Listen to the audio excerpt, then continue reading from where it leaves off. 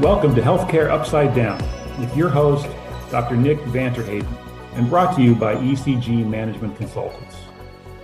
You can learn more about the show on the program's page at healthcarenowradio.com or on our blog at ecgmc.com/HUD. The U.S. spends more on healthcare per capita than any other country on the planet. So why don't we have superior outcomes? Why haven't the principles of capitalism prevailed? And why do American consumers have so much trouble accessing and paying for healthcare? Each week, Healthcare Upside Down will dive into these and other issues with ECG principal Dr. Nick and guest panelists as they discuss the upsides and downsides of healthcare in the US and how to make the system work for everyone. And we end with your better pill to swallow, the conclusion to today's episode with insights on challenges and changes that improve healthcare. Now here's your host, Dr. Nick.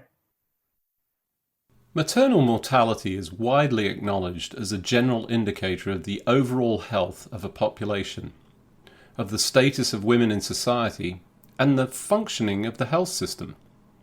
We live in a developed country and spend a large proportion of our resources on healthcare, yet the United States ranks at the bottom of developed countries when it comes to maternal mortality. With the right approach and support, most maternal deaths are preventable, yet we see the number of deaths rising over the past several years, with 658 deaths in 2018, 754 in 2019, and 861 deaths in 2020, the most recent year we have data for. The most recent rate equates to 23.8 deaths per 100,000 population, disproportionately affecting black women 2.5 times more. For comparison, the top performing countries like Norway, Italy, and Poland have just 2 deaths per 100,000 population, placing the US rate 11 times higher. This is not a failure to access healthcare services, but more of a mismatch of the services provided that women are using for themselves, and as we have discussed previously, on behalf of their extended family as the Chief Health Officer. Join me on the Healthcare Upside Down show as I talk with Tessa Kerby, a senior manager at ECG and leader of the Women's Health Service Line, who is helping executives rethink their women's health strategies to keep up with the market demands and trends, and Vicki Lucas, who's the principal at Vicki Lucas LLC and the Women's Health Business Consultant. Vicki is one of the foremost leaders in women's and children's health, serving on boards of many major women's health organizations. Hi, Vicki. Hi, Tessa. Thanks for joining me today. Oh, hi. Thank you for having me. Yeah, thank you so much for having us, Nick. So we're talking women's health. We're talking the failure, essentially, of society to focus on women. They've essentially underutilized, accessed the healthcare system. Is it going to improve? Well, can I correct you just quickly? Women utilize more healthcare services than men and spend more. So it's not that they don't utilize, it's just that it's a mismatch of what they need and what they are given. So just know that they do utilize more health services, but our outcomes are not any better, nor are the services matched appropriately to what women's needs are. I think great point. And in fact, in one of the previous episodes, one of the prevailing threads that we got to was women as the chief health officer for many families. They are, in fact, the major purchasers, accessors of care, in fact, directors of care, not just for their children, but also the extended family in many respects. So great point, Vicki. My apologies for the error of the question. I think I'd also add to that I think we're in a renaissance of women's health right now. I 1.3 billion in funding over the last year, the biggest area of venture capital funding. There's just a ton of change and opportunity being recognized in women's healthcare, and it's really unprecedented. So it will be interesting to see how those opportunities open up and allow for actual real change to happen in this space over the next few years. So you use an interesting term, Tessa, that you talk about renaissance, large amounts of investment. There's a part of me that sits here and says, well, great, we've seen lots of investment in lots of other things, but actually not a lot of movement. I'll pick telehealth, although maybe that's changed at this point, but we've seen lots of investment, lots of good intent. What's different about this time? I mean, women are dying, right? I mean, that's what's different here. I mean, there are disparities between white women, Black women, different races of women as they experience maternal health is a really crucial issue. And I think it's becoming more and more important to health systems and to society to say, this isn't okay anymore. We need to figure out ways to fix this, that women have the right support during childbirth, before childbirth, during childbirth, after childbirth, to make sure that they're having a good experience through this and they're frankly living through this, and that's equal across all strata of society. I agree. In fact, we know that the health of women and children really determines the health of a society. It's a public health measure. And we know in the United States, we're doing fairly poor, well, very poorly actually, as a civilized, advanced nation, so to speak. And so there's a lot of light being shown on it. The women are, and particularly the younger women, are researching and are more empowered consumers. And so I believe that this renaissance is going to become the new normal, and that you will see long-term change and measurement and accountability. The other thing, from an economic perspective, economically, it makes sense. Not only is it the right thing to do, and obviously it's going to improve the health of the nation, but economically, we are spending a lot of money and having poor outcomes, which is unacceptable. So as we move more towards value-based care and accountability regarding outcomes, economically, it makes sense to do the right thing right the first time, and therefore improve the outcomes and decrease the duplication of services, or as I stated earlier, the mismatched services for women. You bring up an interesting point, and the maternal morbidity and mortality, and in fact perinatal, is, quite frankly, it's an appalling statistic in this country. Given the amount of money, it is the largest invested amount in healthcare in general, yet we see that as a primary indicator. And you're absolutely right. It's not just the woman, but the women tend to be at the nexus of health for the extended family, being that chief health officer as an example. I thought that was a wonderful sort of analogy. Given that we've been doing this for all this period of time, what do we need to do? What are the elements of changing this beyond sort of creating a more female-centric set of solutions that are designed, perhaps for men and women differently? Where do we go from here beyond that? It's incentives, right? It's aligning the incentives to make the system work better. And right now, the reimbursement is driving a lot of the challenges, I think, in women's healthcare. So there's one payment that covers all of OB care, and it's very structured to say, here are the 13 things you have to do, check those boxes. So providers, health systems, hospitals are incentivized to check those boxes. And where I think it's interesting is you're seeing a lot of these startups and technology and ventures are coming and funding that in-between space, right? That's where they're focusing their dollars, is how do we support women in the in-between these 13 checkpoints that have to happen as part of the reimbursement. And so I think if you can bring those two things together, explore bundle payments, explore risk-based and episodes to make it so that the whole system can move in one direction, or potentially expand that 13-point checklist to expand to include pelvic health, postpartum more fully, cover beyond 60 days after birth. If you can align those incentives correctly, I think you can be a lot more successful. But to me, that's number one. It's change the incentives, you change the path. I agree. And also, tort reform is no joke either. So we have definitely a lot of wasted money on liability insurance. And so there's got to be some tort reform for sure at OB. But the other thing I want to make sure we don't forget about is that women are the predominant patient in orthopedics, cardiovascular, cancer, neuro, mental health.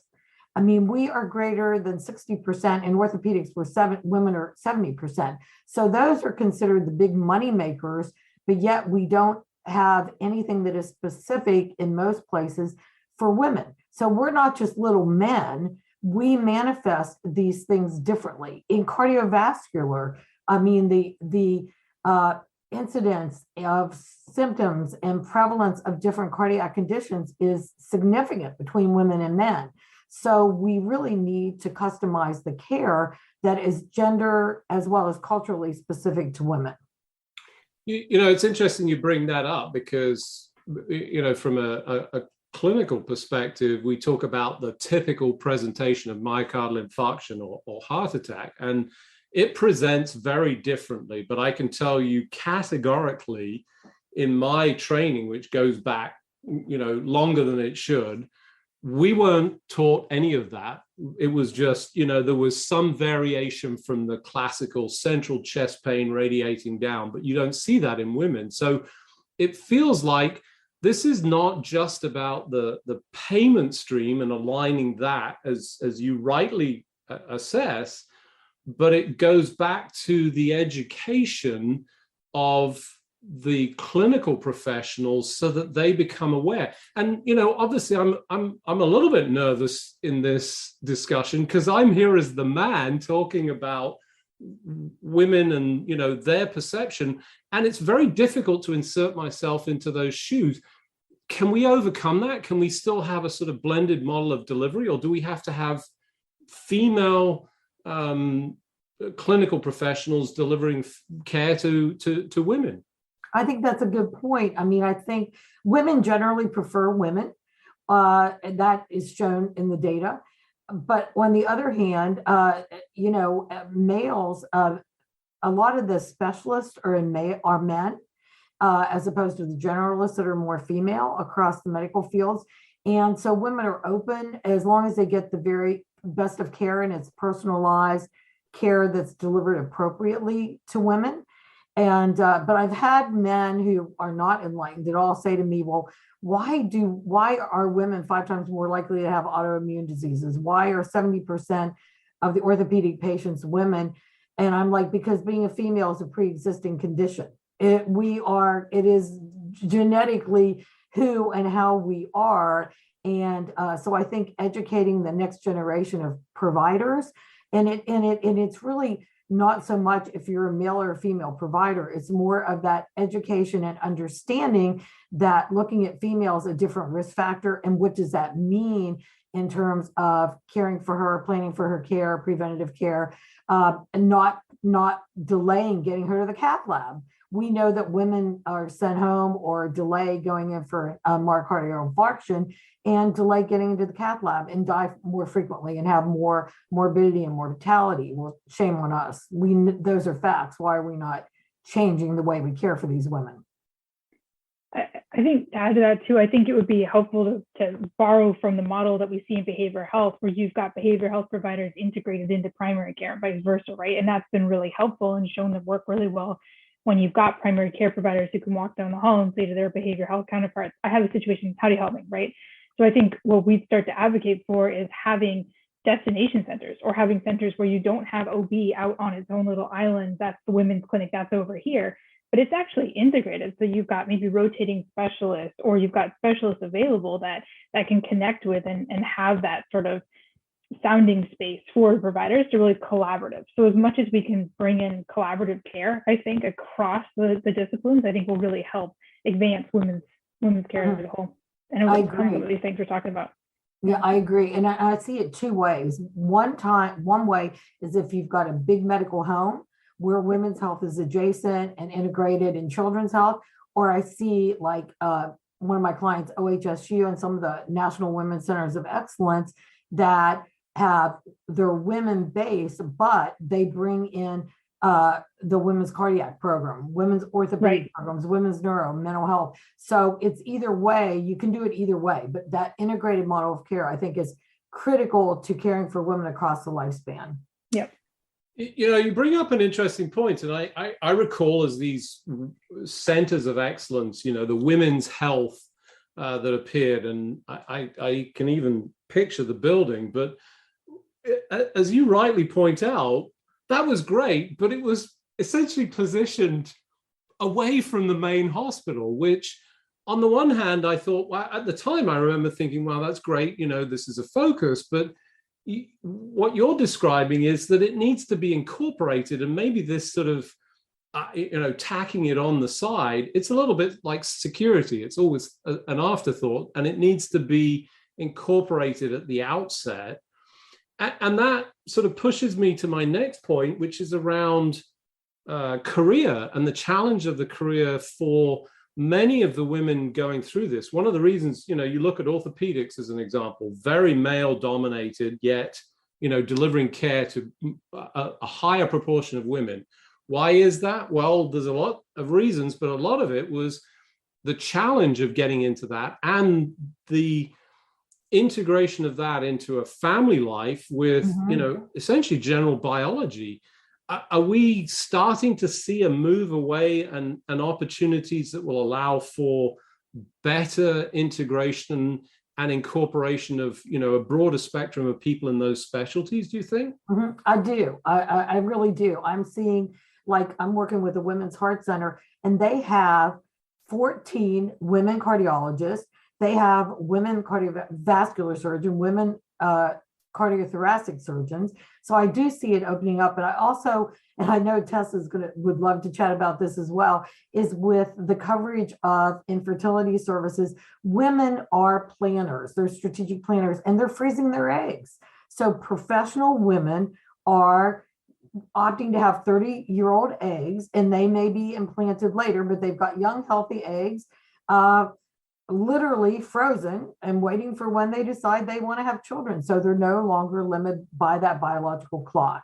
Take it away, Tessa. You're in that age group anyway. Well, actually, I kind of took that career question differently, Nick. I was thinking more about it from the physician's point of view or from the clinician point of view, and about, OBGYN is one of the highest burnout specialties. I mean, they're exhausted, and it's not a specialty where it's been really difficult to keep physicians in practice.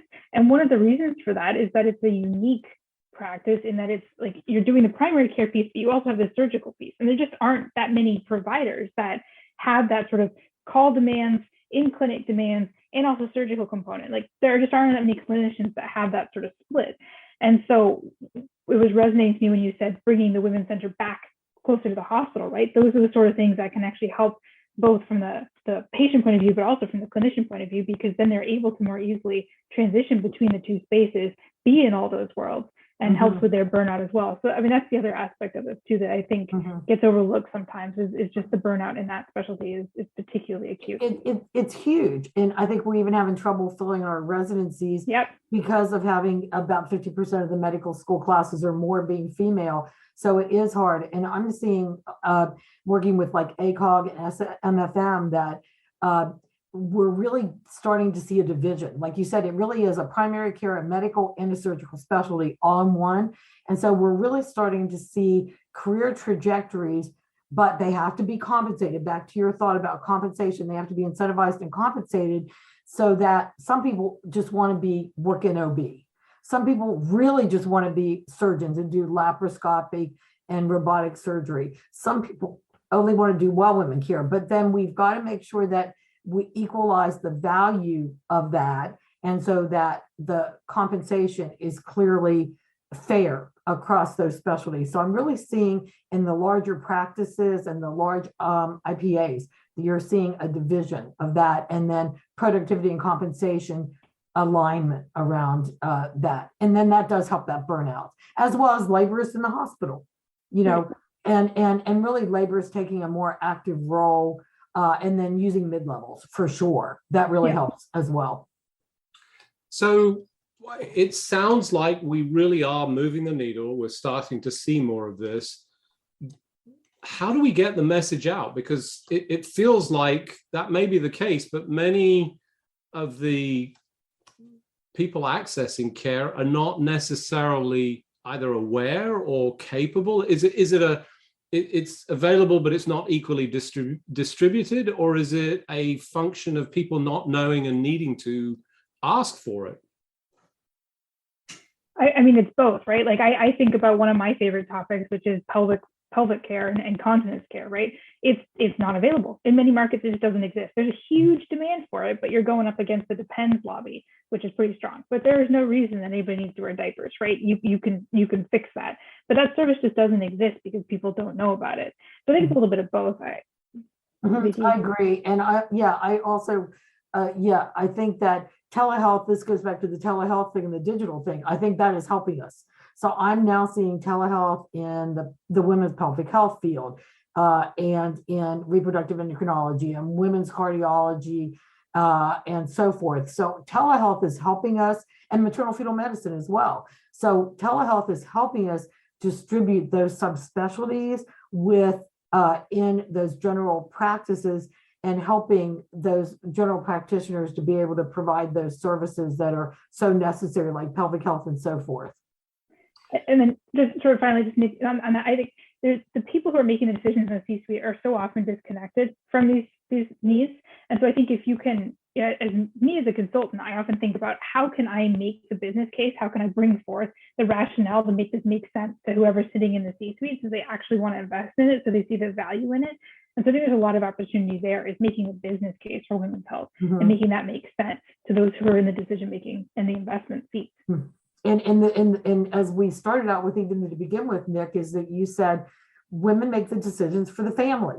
So if you are caring for the woman and her children, you're going to have healthier people, which is going to cost less, give us better outcomes. But we also know, if you just look at a transactional analysis, that if you get the woman and her family, the woman herself may contribute $100,000 across her lifespan. If you get the family, because you've cared for her well, you're looking at 5 million plus, okay, added to your bottom line. So there is an economic case to be made in the C-suite for women's health investments.